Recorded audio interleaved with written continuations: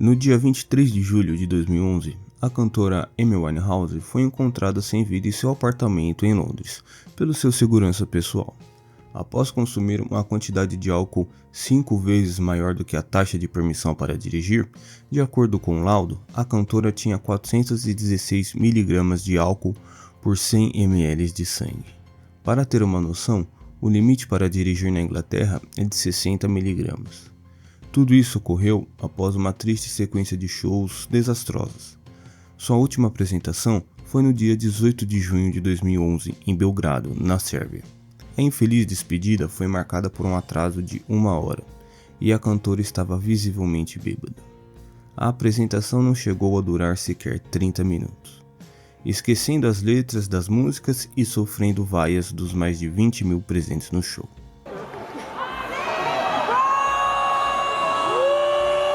Bom, mas esse lamentável fim de uma das maiores cantoras do século XXI não aconteceu da noite para o dia. Amy Jade Winehouse nasceu no dia 14 de setembro de 1983. O local de nascimento não poderia ser outro, a cidade de Londres, capital da Inglaterra. Sua família, de origem judaica, tinha a música no sangue, especialmente o jazz. Sua mãe, Janice, era apenas uma farmacêutica, mas seu pai, Mitchell, era taxista e cantor amador, e por isso entoava vozes como Ella Fitzgerald e Frank Sinatra. E isso com certeza despertou o amor de Amy aos vocais. Outra referência importante em sua vida foi sua avó paterna, Cynthia, que se relacionava com um saxofonista que pertencia ao clube de jazz. Aos 9 anos, sua avó incentivou Amy a entrar em uma escola de artes, assim surgindo e desenvolvendo seu lado como cantora. Mais tarde, com a ajuda de seu irmão mais velho, Alex Winehouse, ela começou a tocar guitarra, e tempos depois, aos 10 anos, montou um pequeno grupo de rap com a cantora Juliette Ashby, sua melhor amiga. O grupo era chamado de Sweet and Sour.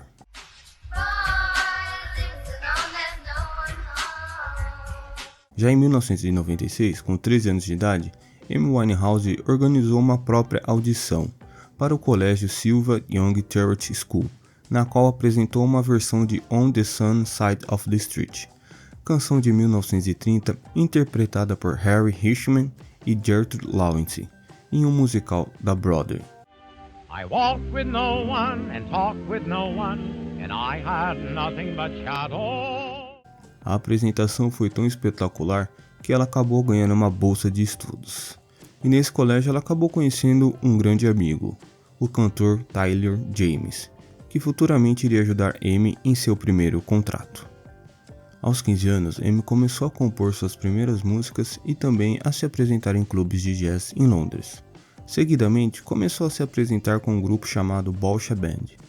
Mas depois de um teste organizado pela diretora da escola de artes, que tinha sido expulsa por simplesmente se recusar a tirar um piercing no nariz, Amy entrou para o National Youth Jazz Orchestra, uma orquestra de jazz britânica fundada em 1965 por Bill Ashton, que tem o objetivo de proporcionar uma oportunidade para jovens músicos talentosos do Reino Unido de tocar jazz em grandes salas de concerto, teatros, rádio e televisão, e também fazer gravações e encomendar novas obras de compositores e arranjadores britânicos, introduzindo o amor pelo jazz para o maior público possível, mas especialmente para as crianças. Essa orquestra de jazz tem uma extensa discografia de mais de 40 gravações e muitos membros famosos da história do jazz britânico, incluindo Amy Winehouse, é claro.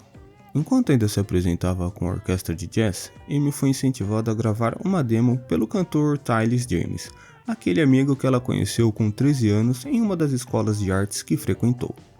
Tyler pretendia enviá-las aos seus empresários musicais. Atraindo diversos interesses e disputas, Amy finalmente assinou com Island Records. Seu primeiro single, e uma das minhas músicas favoritas da cantora, foi lançado em 6 de outubro de 2003, A Stronger Than Me.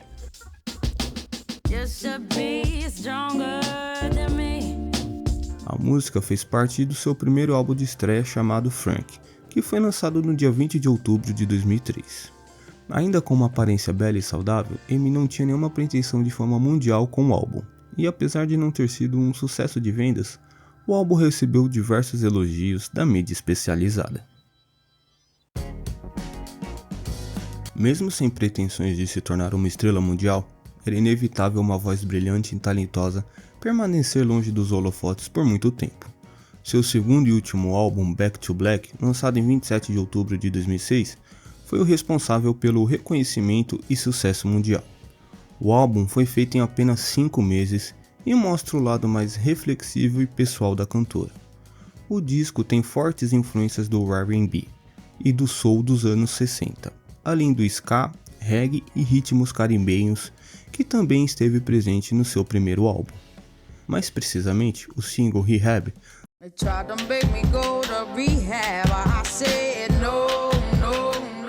lançado em 23 de outubro de 2006, foi responsável por lançar a artista internacionalmente. O álbum foi o mais vendido no mundo em 2007, um ano após o lançamento. Entretanto, à medida que conquistava o reconhecimento da crítica e do público, Amy Winehouse mostrava sinais de sua futura ruína pessoal, que já havia começado antes mesmo do lançamento de sua maior obra.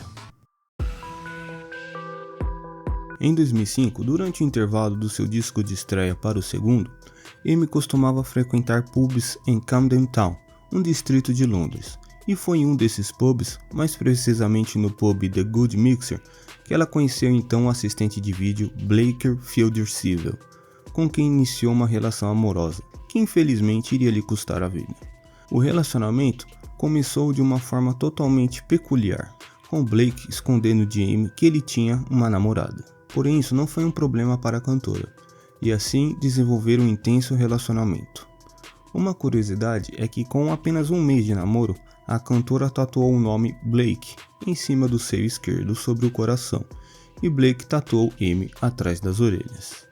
Nesse meio tempo, houve a primeira separação do casal, separação essa que foi responsável pela inspiração de Amy para compor o seu segundo e último álbum, como ela mesma disse em uma entrevista ao The Sun na estreia do disco. Entre idas e vindas, o casal conseguiu manter certa privacidade até 2007, quando Amy passou a divulgar seu segundo álbum. E foi descoberto que a cantora se casou com Blake naquele mesmo ano, mais especificamente no dia 18 de maio de 2007, em uma cerimônia que custou apenas 65 euros, e com uma aliança comprada na Tiffany, uma loja de departamento. Com a descoberta do relacionamento e a imprensa sempre tão discreta quando se trata da vida particular dos famosos, os casos de brigas entre o casal começaram a ser notados pela mídia poucas semanas depois após a cerimônia. Mas um dos pontos mais tristes e fatais desse relacionamento é que Blake foi o responsável por apresentar drogas mais pesadas à cantora. Isso resultou em uma sobredose em agosto de 2007. E como a imprensa atenta, não demorou e diversos escândalos começaram a se destacar na mídia, prejudicando a imagem da cantora. Em 2007, Blake foi preso por uma agressão ao dono de um bar. Blake estava sob o efeito de álcool e cocaína. A prisão abalou tanto a cantora que ela teve de cancelar algumas apresentações marcadas. E como nada é tão ruim que não possa piorar, em 2008, Amy descobriu a traição do marido enquanto fazia uma turnê. Mas, de uma maneira diferente, ela resolveu dar mais uma chance para o relacionamento, com uma condição, e propôs uma internação conjunta em uma clínica de reabilitação. Blake, no primeiro momento, topou, mas abandonou pouco tempo depois. Porém, Amy decidiu ficar, abandonando somente devido à sua apresentação no Grammy Awards de 2008, onde foi indicada a 6 categorias e ganhou 5. Incluindo gravação do ano e a canção do ano por Rehab, e também como a melhor artista revelação. Mas devido às suas polêmicas com o uso de drogas, a embaixada americana não autorizou saída para os Estados Unidos, e sua apresentação foi realizada via satélite em Londres.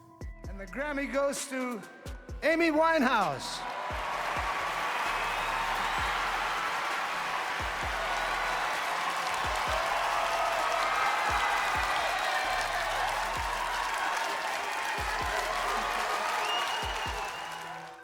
Em 2009, entre algumas infelizes aparições da cantora bêbada por aí, chega ao fim o casamento de Amy com Blake. O motivo? Bem, mais uma traição por parte dele, o que trouxe novamente a cantora aos holofotes da mídia.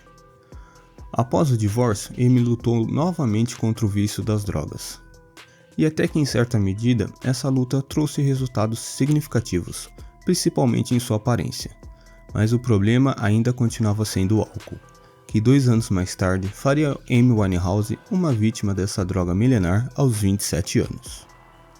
Em entrevista ao The Sun em 2015, após a morte da ex-companheira, o ex-marido de Amy, Blake Fielder Silver, manifestou alívio por saber da real causa da morte.